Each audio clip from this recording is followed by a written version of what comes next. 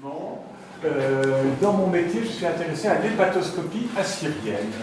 C'est très étrange parce qu'en travaillant les cunéiformes, voilà les petites tablettes que je fabrique, donc retrouver ces textes, retrouver les dictionnaires, les manuscrits, retrouver les calames, les petits rouleaux de sceaux qui permettent de mettre les traces. Je découvre tout doucement l'hépatoscopie assyrienne, une science pour faire des divinations sur les foies d'animaux, les foies de volailles. Et c'est très étrange, c'est que de siècle en siècle, de millénaire en millénaire, on n'a jamais remis en cause les bases scientifiques de cette hépatoscopie et on l'a densifiée extrêmement d'année en année et on trouve des textes magnifiques, très complets, très matheux, très scientifiques, de gens qui essayent de déchiffrer ces foies d'animaux et qui analysent donc les lobes du foie, le lobe droit, le lobe gauche, les sous-lobes, les vésicules, les canaux, les artères, tout qui rentre, les petites traces, les conformités, les malformations, les maladies génétiques, les maladies des kystes de ces animaux, est-ce que ces animaux sont sains, et tâcher de deviner, est-ce que finalement le prince va avoir victoire, est-ce que le Brésil va gagner, est-ce que toutes ces choses très importantes qui font notre vie.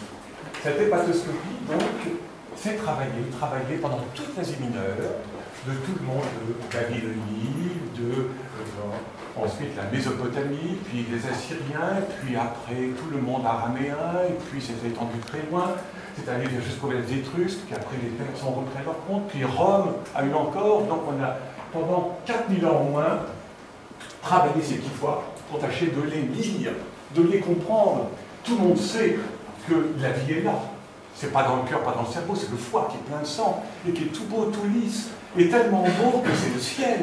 Et tout le monde sait que c'est le ciel qui nous gouverne, enfin le mécréant, bien entendu. Et en observant le foie des animaux, surtout d'une boule blanche, vierge, on a toutes les preuves que ça peut être que le Dieu qui parle par là. Et en regardant bien, en analysant bien, on se rend compte que effectivement, tout est là dans ces détails. Donc tous ces détails sont retenus, les voici en cunéiforme, analysé, détaillé.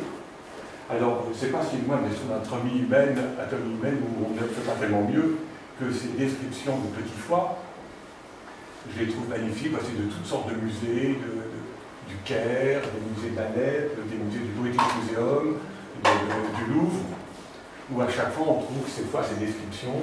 Et là, il y en a une qui m'amusait beaucoup. Si le foie, vu par derrière, montre une fente au milieu, l'ennemi va nous tourner le dos, et c'est sûr qu'ils vont deviner ce derrière et bien derrière de l'ennemi, bien évidemment. Parce que c'est des esprits très guerriers, évidemment. Alors voilà, tous ces lobes du foie et leur description qui me touchent beaucoup. Et on trouve des groupes. On ne les trouve pas par un ou deux, on en trouve une dizaine. Ce qui prouve qu'il y a des annuaires, il y a des catalogues, et j'ai reconstitué un traité d'hépatoscopie, tel qu'un père aurait constitué pour son fils, qui prendra l'héritage, évidemment, c'est la belle des bonnes, d'être le conseil du roi et de l'aider pour toutes les grandes effusions. Donc, ces petits foies, justement, voilà, qu'on trouve dans l'Ézéchiel, où justement les pauvres Hébreux vont se faire attaquer par les Babyloniens, ils vont être prisonniers et ils vont être en exode, bien sûr, leur deuxième fois de leur histoire, où ils sont devenus des esclaves. Et là, le gars qui arrive, Nébou, c'est son petit surnom, Nébou II, qui arrive, on va dire en 600 avant Jésus-Christ, et avant de savoir quelle ville il attaquait, celle-là ou celle-là, dans ce monde de Jérusalem, il prend une décision et le devin, ce qu'il appelle un baron, de celui qui voit, lui dit « C'est pas bien, prince, il ne faut pas attaquer ». Et effectivement, il va être fait prisonnier. Et donc, cette divination contrainte dans toute l'histoire.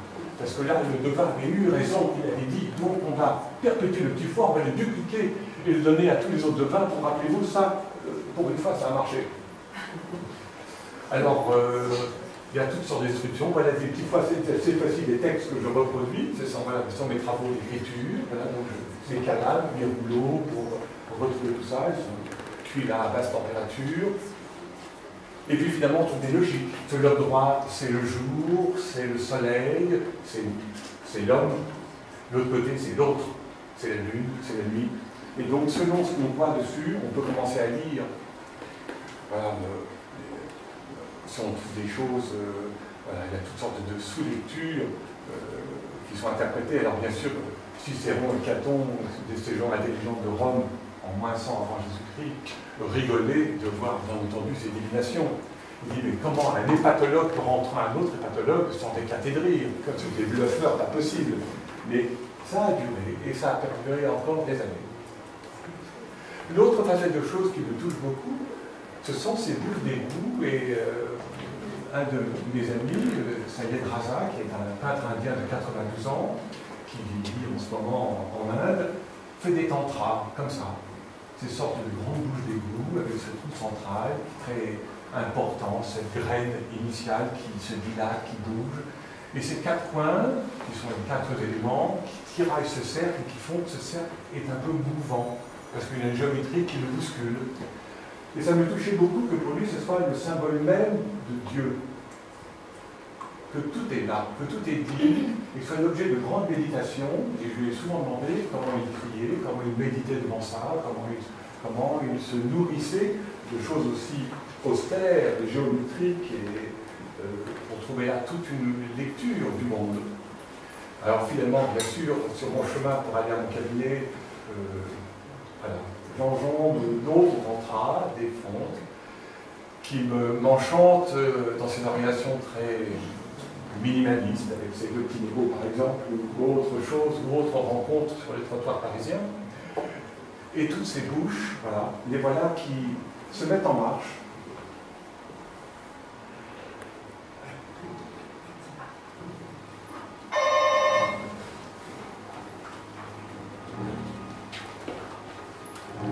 Et tout doucement, voilà, ces bouches vont tourner devant vous comme une montre. Ces doubles lettres vont tourner doucement dans une chorégraphie très douce. Un peu comme Dominion au lycée de l'espace, où on fait tourner doucement cette sphère. Et là, voilà, maintenant, on est, pour moi, dans un monde cosmique, où je fais tourner les bouches d'égout, de pas en pas, sur mes pas.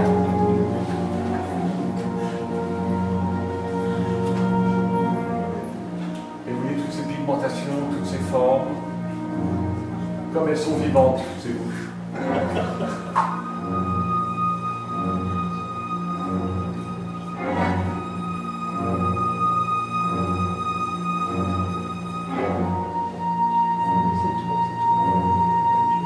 Collectionneur de bouches.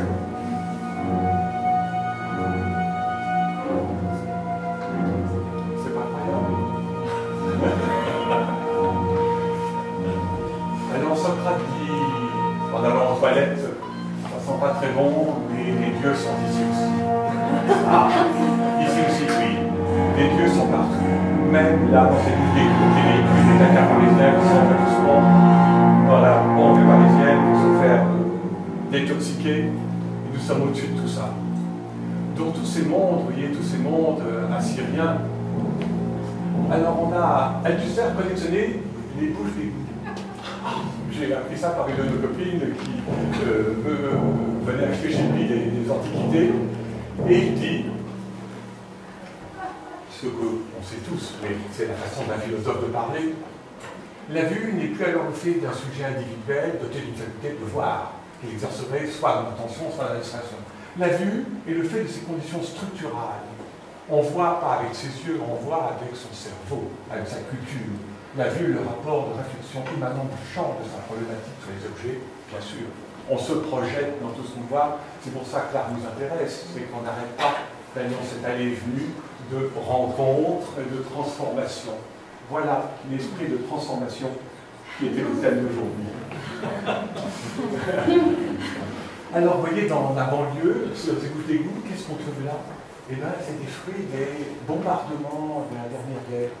Il y a des traces sur ces bouches d'égout. Elles portent des stigmates. Elles peuvent exploser sous les débordements des pluies torrentielles. Elles peuvent bouger, elles sont vivantes, elles sont lourdes. Bien sûr qu'elles sont lourdes, mais elles bougent, elles fumassent. Et savez-vous qu'il y a peut-être une plaque d'égout qui est dans l'espace. Dans les années 57, au Nebraska, au Nevada, une explosion atomique. Ils avaient une grosse bouche d'égout d'une tonne qui a sauté tellement loin qu'on n'a jamais retrouvé.